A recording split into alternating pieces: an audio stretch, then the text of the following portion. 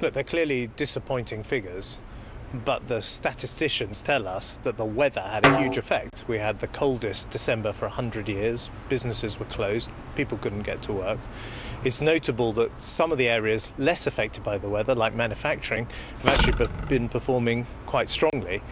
And we're very clear that to change our budget plans on the back of these weak figures and the bad weather would be a huge mistake, because that would push us back into a financial crisis.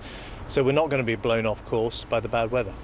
The ONS has said if you strip out the effects of snow, that left a figure of about 0, flat, which is still pretty weak, isn't it? Well, look, I've said these are disappointing figures, but the weather clearly had a huge effect. And the Office of National Statistics, who put these numbers together, flagged that up very carefully and clearly and say, as a result, the numbers are somewhat uncertain. I think it's interesting if you look at the areas of the economy that are not so affected by the weather, like manufacturing, that is actually performing pretty strongly at the moment.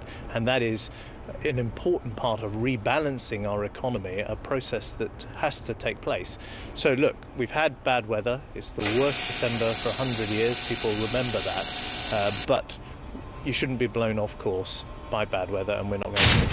Won't this add weight to Ed Balls's arguments that by embarking on these cuts, you are putting growth at risk? Well, if you look at the December period with the very bad weather, the worst weather for 100 years, of course, actually, the tax rises and the spending review process had not kicked in then. And so that's not an excuse that people can make. We're very clear that to abandon the budget plans, as the Labour Party would have us do, would put us back into the financial crisis zone, which is where the Labour Party left us. We're not going to do that. We're not going to be blown off course by bad weather. The economy needs to rebalance, and you see manufacturing growing at the moment. Isn't there every chance that this quarter, the first quarter of 2011, there'll be persistent weakness, partly because of the VAT rise? Well, as I say, we've got these figures today.